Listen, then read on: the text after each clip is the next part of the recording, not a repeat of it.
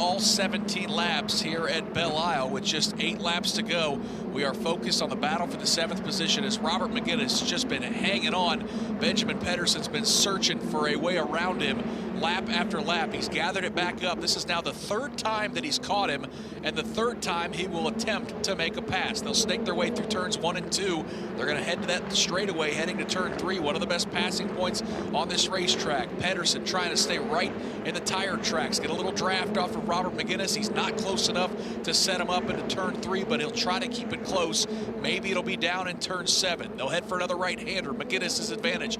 Call it 2 car lengths, Jake, as they make the bend through turn 5 and back into your view. And this is where I think last lap Pedersen made up some ground. Coming into turn number 6, McGinnis got just a little bit loose exiting the turn. He does once again. Now they've got straight line speed. We'll see if that, Michael, is where McGinnis is able to run away a little bit. The top 6 cars have checked out from this battle. Robert McGinnis about 2 car lengths this time through turn number 7. He has that advantage over the machine of Benjamin Pedersen, that number 24, all over the rear wing of the 27, right in front of him. So Robert McGinnis now about a 2 car length advantage, Benjamin Pedersen. They'll make their way through turn number 11. Davey, give this young driver from Copenhagen a lot of credit. Benjamin Pedersen, he has not given up. He wants the 7th position badly. He's lost ground. He's got right behind him. He's made the moves, lost some ground again, but he is definitely not giving up. Got a few car lengths to make up right now, but it's not over till it's over, and he's doing a good job.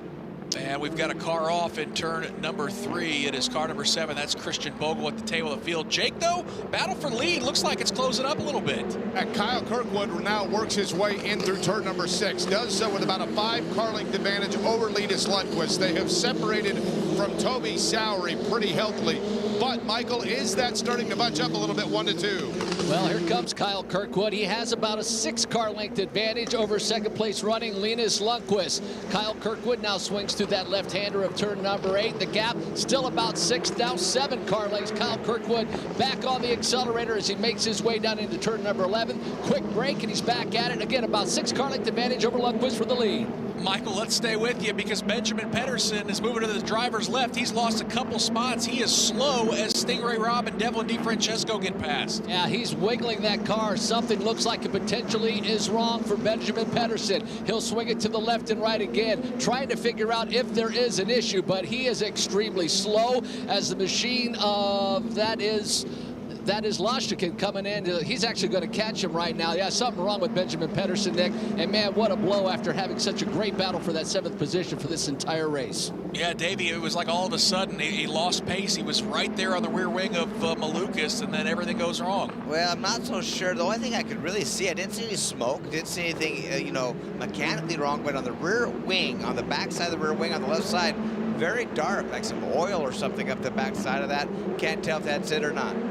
Let's go to pit lane and Rob Howden. Yeah, just a quick chat with one of the team managers, A.J. Smith. Not quite sure what's going on. He hasn't told him yet. He did say that he may have brushed the wall. I asked if it was a puncture. They don't know about the damage yet for Benjamin Pedersen, but if indeed he touched the wall, the car could just be a little bit off. So Pedersen's going to fall all the way to the 11th position. 6 laps to go here at Detroit. Kyle Kirkwood's lead back to 1.4 seconds, so he's put a little more breathing room. Here in about 50 minutes, pre-race coverage for race number 1 of the Chevrolet Detroit Grand Prix is coming your way here on IndyCar Radio.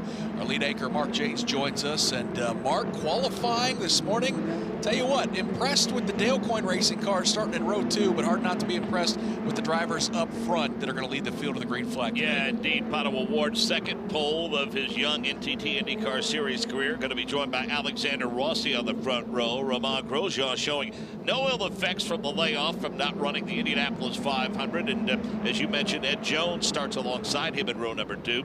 Joseph Newgarden, Colton Herta, then Will Power and Ryan Hunter-Reay. And the chase for the championship resumes.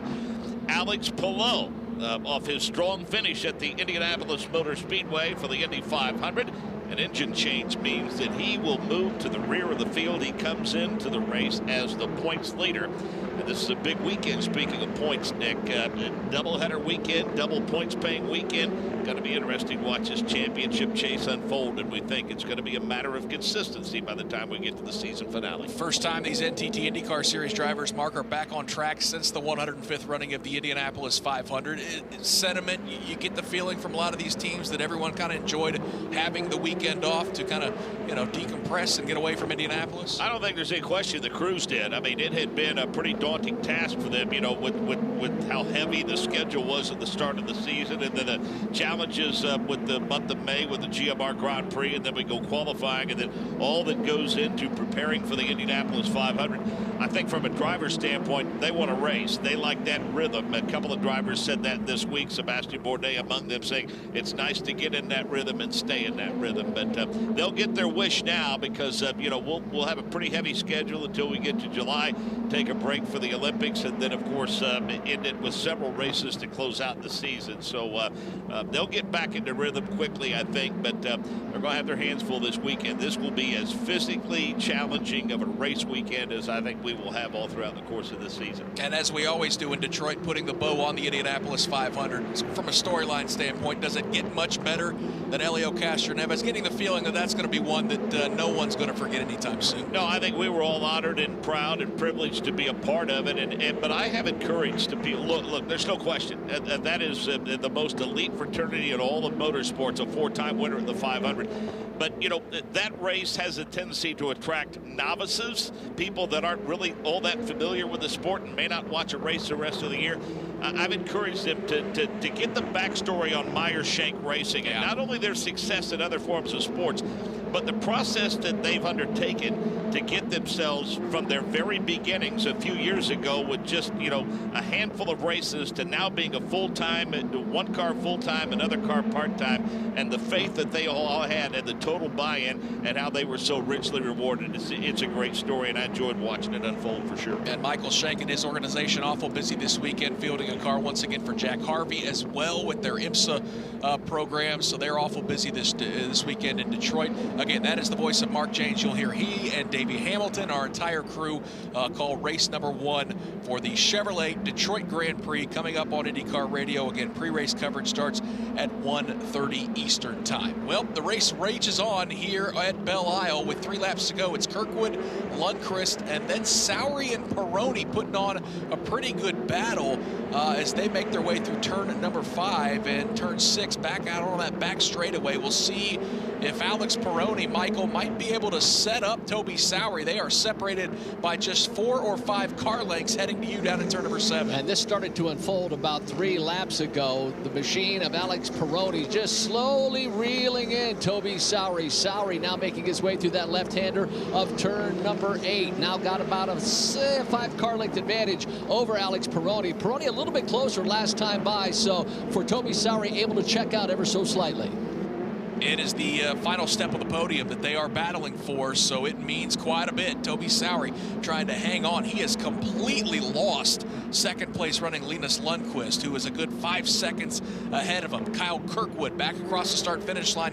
Rob Houghton, the advantage continues to stay stable at 1.2 seconds. Kirkwood's got to hold on for 2 more laps here in Detroit. Nick, one of the things that he's got in his pocket right now, anytime you unroll quick and you can get things going in qualifying, you may be able to pull an advantage with some strategy. The team's only getting 4 sets of tires for the 5 sessions. The first session's a carryover. A lot of the teams will obviously use 2 sets of tires each qualifying session, then take that scuff set and run it in the races.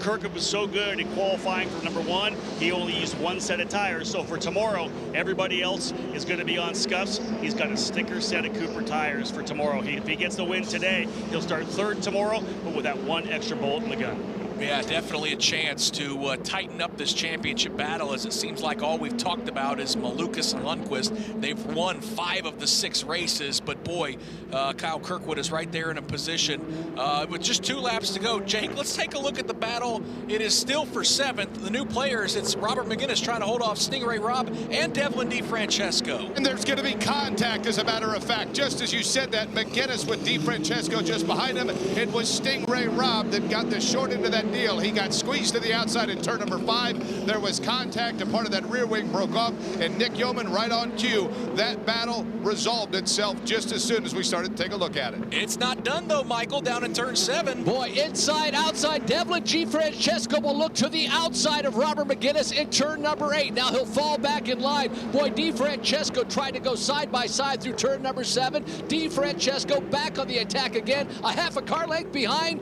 the machine of Robert McGinnis. Meanwhile, our race leader is on the final lap, and Linus Lundqvist going to try to throw a Hail Mary, Jake. He's closing here on Kirkwood on the final lap. Interesting thing here is Kirkwood and both Lundqvist managed to get around it. There is a small piece of carbon fiber from that last accident still sitting in the middle of the racetrack, not necessarily in the racing groove.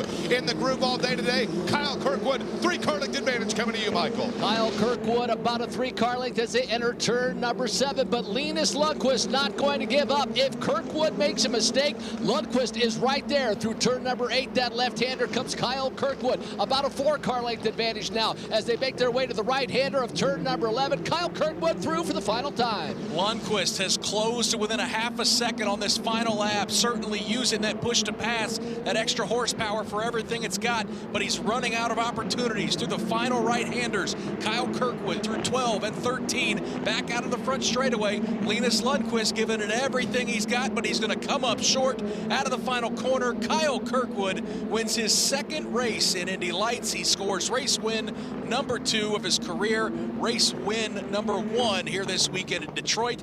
And Davey Hamilton, boy, that thing got interesting all of a sudden. Yeah, what a great run for those guys. Come down to the finish, still not over for that 6th and 7th position.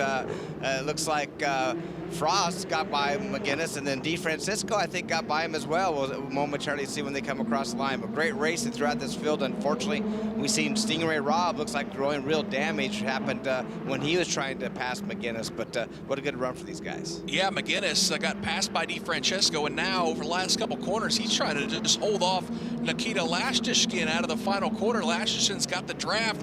Going to try to get around Robert McGinnis. Again, this is at the back of the field. They're going to go side by side across the line. It looks like McGinnis is going to hold on to that spot. But, Davey, before we talk about it up front, getting a chance to see the replay of what happened again between McGinnis and Stingray Robb. Yeah, Stingray had the momentum to get around the outside of him, but tough corner there. And I think what happened with Stingray, got out in those marbles, really the car slid up. He had, the wall was coming up, and he just probably should have tried that one corner later. Probably could have pulled it off, but once he got up in those marbles, front of that car took off. He kind of got sandwiched between those 2 cars. So things got awful interesting at the back of the field, trading some paint, leaving some carbon fiber parts on the racetrack. But up front, Kyle Kirkwood scores the race win. Here's the final look at the results. Kirkwood, your race winner. Again, win number 2 of his career. Linus Lundqvist charges, but comes up a half a second short. He'll finish in the 2nd position. Toby Sowery comes home in 3rd, 6.2 seconds back. He was able to hold off Alex Peroni. The Australian driver comes home in 4th. Then it's our points leader, David Malukas, going to take a bit of a hit. Started 5th, could not make up any ground. He comes home in 5th. In 6th is Daniel Frost, who had a quiet day by himself in the 6th position. And then from there on back is what we were talking about for most of today. Devlin DeFrancesco, a nice charge after crashing and qualifying this morning. He comes home and rallies to the 7th position. Robert McGinnis holds on to take 8th. Nikita Lastishkin scores a 9th place finish. Stingray Robb and that battered car for Juncos Racing falls to the 10th spot. Then it's Benjamin Pedersen. He was fast, but also had problems in the final few laps. He'll finish in the 11th spot. Antonio Serravalle will finish 1 lap down in 12th. Christian Bogle 4 laps down in 13th. A look at your point standings. It is still David Malukas, your points leader. He came into this weekend with an 11-point lead over Linus Lundqvist. That is now just 3. He had a 27-point lead over race winner Kyle Kirkwood. That is now just 12. So the top 3 in points separated by just 12 markers. And again, we are 7 rounds into this championship, closing in on the halfway point. So that is exactly what you like to see. And again, just 3 race winners so far this year, and all 3 of those guys have multiple wins. Malukas with 3 wins, Lundqvist with 2, Kirkwood now with 2 as well. Let's hear from some of our competitors. He came home in the 3rd spot. Toby Sowery standing by with Ryan Marine. That's right, another podium finish for the Juncos Racing team. Toby Sowery, but you had to fight for that one. You were in the wars. What was your battle like today?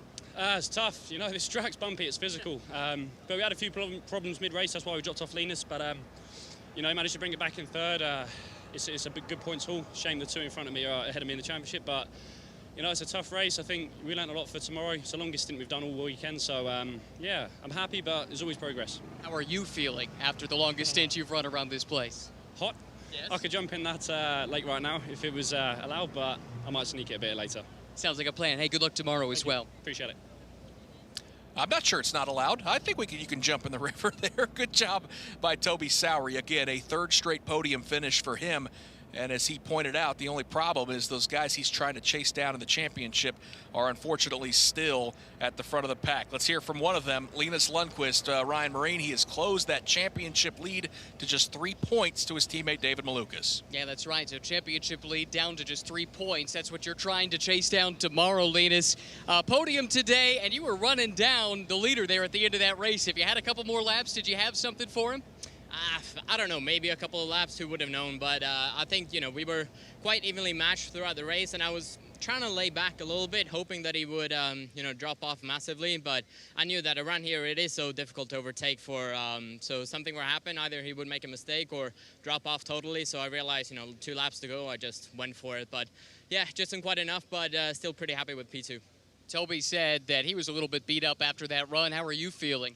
Yeah, well, you definitely feel the bumps, I'll tell you that much. And in the heat as well, it doesn't make it easy for us. But just want to say a massive thank you to the guys at Global Racing Group and Indy Motorsports. They've given me a great car. And obviously, we took pole later on this morning, and we're on pole for tomorrow. So, yeah, looking forward to that. And a massive thank you to Honda HPD as well. Thanks for the time. Thank you very much. To Rob, who's got our race winner. Kyle Kirkwood, I think you know how important this race win was. You're able to get a victory in St. Petersburg. You come back and do it again here at Detroit. But to be able to get back into the fight, I think you realize how important this was. Oh, it's extremely important. We had a couple of not so great races. Indy GP was we were a bit slower than what we expected, but we came off with the 2 fourth-place finishes, which is okay. But I knew coming into this race, this is going to be a game changer here, and it was just that so far. I mean, we got qualified first and qualified third in that short qualifying earlier this morning. And, the Andretti Autosport 28 car has just been on rails. I couldn't be happier with the setup. We started off quick. We haven't really touched the car. And I think we're going to kind of just leave it for the race. That race was so tough, I got to say. I mean, Linus kept me honest there. He was on my tail. He's within the push to pass, so it just meant that I had to push the entire time, which is tough to do around the street course. You're up against the walls. You got the bumps.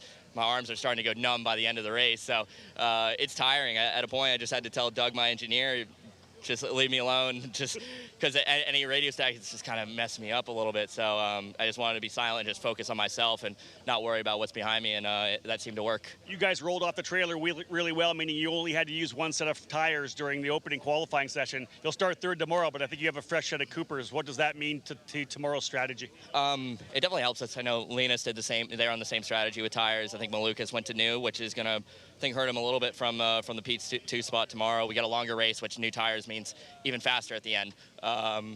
But no, it's really good. They're catching up to us. We're really quick, but hopefully we've got the edge on them tomorrow. Hey, tough race. Get some rest. Thank you. I'll tell you what, Nick Yeoman, he was eyeing the fountain. I think if he wins tomorrow, we could see one of the Indy Lights drivers taking a dip as well. I think half the field is going to want to jump into that fountain before it's all said and done, because it is a hot one in Detroit. Again, congratulations to your race winner, Jupiter, Florida's Kyle Kirkwood. In second, it was the driver from Stockholm, Sweden, Linus Lundqvist. And then the final driver on the podium, Cambridge, England's Toby Sowery. So a nice podium. Again, we're going to go racing for the Indy Lights Series again tomorrow. Coverage of that event at 10:25 Eastern. Next up on IndyCar Radio, about 35 minutes from now, and Mark Janes, Davey Hamilton, the crew, we are set to call race number 1 of the Chevrolet Detroit Grand Prix. For the entire crew, I'm Nick Yeoman. We'll talk to you in about a half hour. Again, congratulations, Kyle Kirkwood, your winner of round number 7 of the 2021 Indy Lights Championship, presented by Cooper Tires. Your uncle, I want you to know that on the road of life, there will be rough spots, and they will chew up your tires. I recently took a road trip to Greensville to attend a chili cook-off. Rough roads all the way down. I drove there on these Cooper Discoverer and Duramax tires. They're made with the durability of off-road tires, but for on-road driving. Without them, we might never know the winning bean-to-meat ratio of a good chili. And those are the things in life, my friend, worth driving towards. So go with the Coopers. Cooper! I'm hungry now.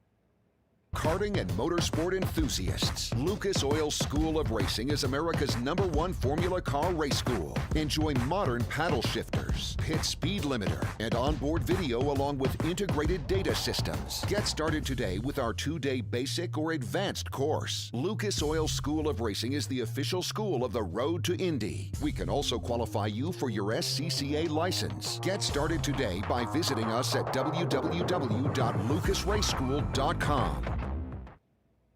With over 40 years in business, High Tide Boat Lifts is committed to elevating your craft. Whether you own a personal watercraft or a large yacht, we can design and create the perfect lift for your needs. At High Tide Boat Lifts, we understand that you've worked hard to get to a successful place in life.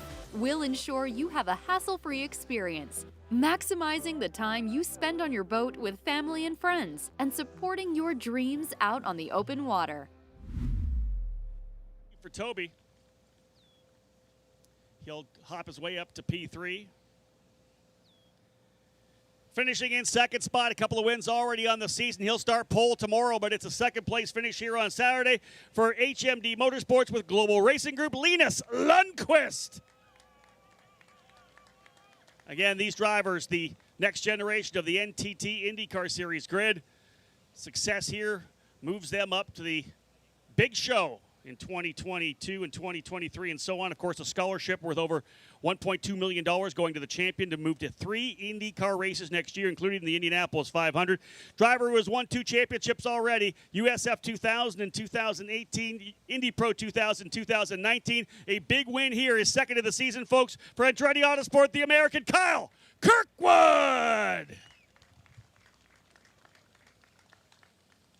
Trying to follow in the footsteps of Oliver Askew, Pato O'Ward, Colton Herta, Renus VK, Jack Harvey.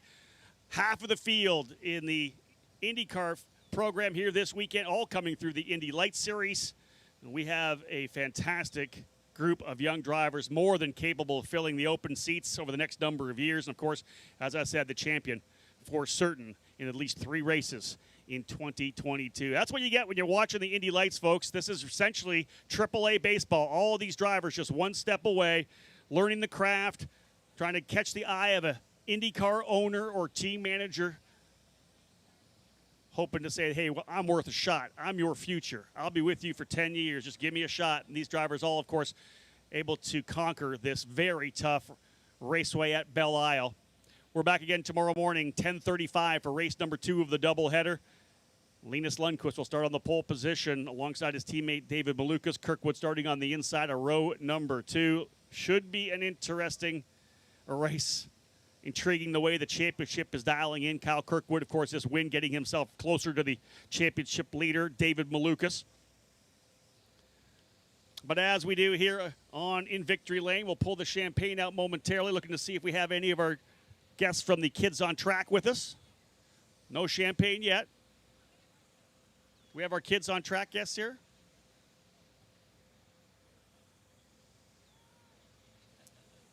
Hold on, guys. Hang in there. I'll tell you one thing. It's warm now. They don't want to get these suits wet. I wouldn't be surprised if we see at least one of them in the fountain tomorrow afternoon.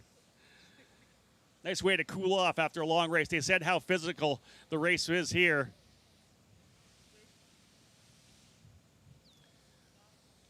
So, folks, we're going to get things fired up here. Time to throw the champagne, boys. Celebrate top 3 finishers in Indy Lights, presented by Cooper Tires. The Grand Prix of Detroit, presented by Cooper. Kyle Kirkwood with the win. Linus Lundqvist second. Toby Sowery in third. 3 different... Oh, look at Sowery.